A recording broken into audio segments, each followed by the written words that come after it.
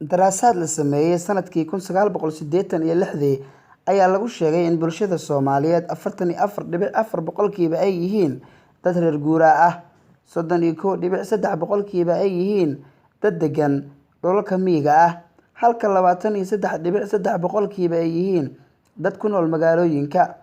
Dadka ku nool dhulalka baadiyaha waxaa dhaqaalahooda laf-dhabar u ah xoolaha nool.